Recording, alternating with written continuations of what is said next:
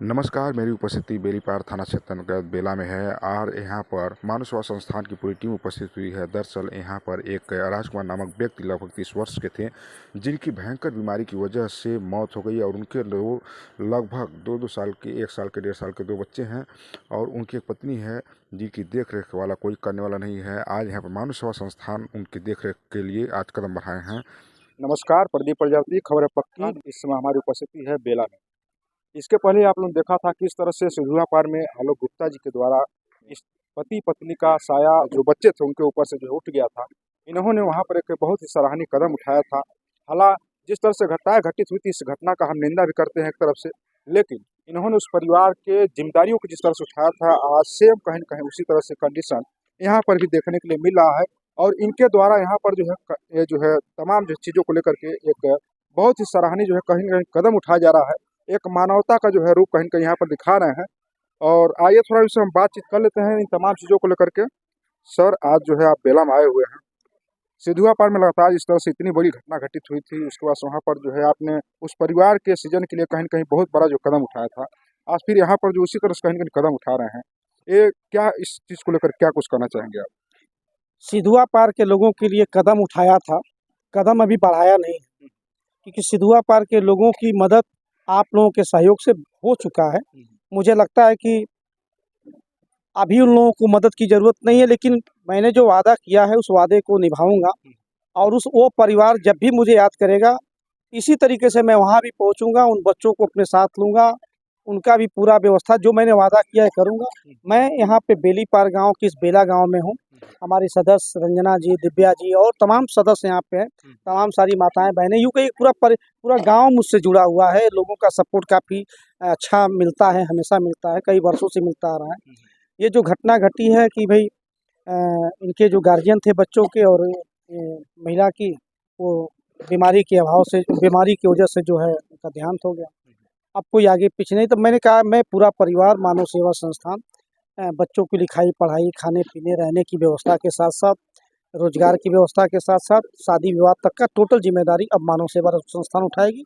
इसीलिए हम और हमारी पूरी टीम यहाँ पे आई हुई है और इनको साथ में लेके जाएंगे और ये पूरा मेरे परिवार का एक हिस्सा बन करके मेरे परिवार के साथ रहने का काम। ऑलरेडी पहले से जो बच्चे हैं, आज जो है फिर जो बच्चों का गोद कहीं न कहीं ले रहे हैं, मतलब उनका सहयोग कर रहे हैं आप। इसको किस तरह से आप देखते हैं? ये बच्चे अब किसी और के बच्चे नहीं रह गए हैं, अब ये बच्चे मेरे बच्चे हो गए हैं एक तरह से। 3 बच्चे थे इसके पहले, आज 6 बच्चे हो गए। हाँ, एक ही दिन में दोहरा व्यवस्था बन गया। तो अब तो यूँ कहिए कि ये परिवार मेरा परिवार हो गया है और जिस तरीके से मेरे बच्चे पढ़ते लिखते हैं, खाते पीते हैं, घूमते हैं या काम करते हैं, उसी तरीके से भी बच्चे अपना लिखेंगे, पढ़ेंगे, खाएंगे, पिएंगे, बड़े होंगे। शादी विवाह सारी चीज़ों की जिम्मेदारी उठाऊंगा। अभी तो पिता होने की हैसियत से सिर्फ एक बेटी का शादी का एंगेजमेंट केवल कराया है, अभी शादी तो कराया नहीं है। उसी तरीके से 2 बेटियां और मेरी हो गई, इनका भी एंगेजमेंट कराऊंगा, इनकी भी शादी कराऊंगा, इनका भी घर बसाऊंगा। और मानव सेवा संस्थान का तो उद्देश्य है ही है, घर बसाऊंगा और घर बनाऊंगा। कैसे सब चीज़ें पॉसिबल है, इतना जो है बड़ा कदम उठा रहे हैं? बिल्कुल संभव है। आप क्षेत्र में किसी अस्पताल को ले लीजिए, इस क्षेत्र में किसी नेता को ले लीजिए, इस क्षेत्र में किसी बिजनेसमैन को ले लीजिए। बिजनेसमैन क्या करता है, सामान तैयार करता है, आपको बेच देता है, पैसा कमाता है और 6 महीने में उसकी बिल्डिंग दिखाई देती है। एक अस्पताल चलाने वाला क्या करता है, एक अस्पताल चलाता है और 6 महीने में उसकी 4 तल्ला बिल्डिंग खड़ी हो जाती है। कहाँ से आता है पैसा? उसके बाद किसी नेता को देख लीजिए, आता है एक बहुत साधारण पैर पे गिरता है, पैर छूता है और उसके बाद जनता से आशीर्वाद लेता है, जनता की तरफ न देख करके और लग्जरी गाड़ियों में घूमना, एसी में घूमना, बड़ी बड़ी बिल्डिंगें खड़ा करा लेना। कहाँ से आता है सारा पैसा? वही पैसा हम किसी की मदद क्यों नहीं कर सकते हैं? हम अपना घर भर सकते हैं, तो हम अपने घर में लोगों को बसा भी तो सकते हैं। घर भर सकते हैं तो घर बसा भी तो सकते हैं। तो इसी चूँकि कौन क्या करता है मुझे नहीं पता, पर मैं इतना जानता हूँ कि इसी क्षेत्र की जनता के बल पे जो बड़े-बड़े लोग हैं ना, वो जीते खाते हैं और अपना सब कुछ करा लेते हैं, पर लोगों के बारे में कोई नहीं सोचता। हम हैं, मानव शिक्षा सेवा संस्थान परिवार है। दुनिया क्या सोचती है मुझसे उससे मतलब नहीं। मेरा आत्मा, मेरा भगवान यहाँ पे है, मैं यहाँ पे हूँ, वो जानते हैं, मैं जानता हूँ कि किस नीयत, किस सूरत के साथ मैं यहाँ पे हूँ।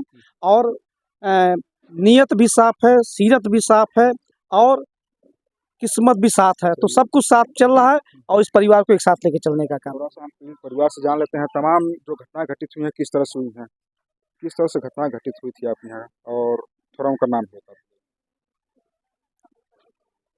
राजकुमार राजकुमार का तबीयत तो बहुत पहले से ही खराब था और 2 साल में एकदम सीरियस हो गया। एक बैग पेट में दर्द उठा था, उसी दर्द के वास्ते उसमें गए हॉस्पिटल में, मेडवी हॉस्पिटल में। उसमें पेट का चीर-फाड़ हो गया, उसमें आँख की थैली मतलब फट गई थी, इसी के वास्ते उसका देहांत हो गया 2 साल में।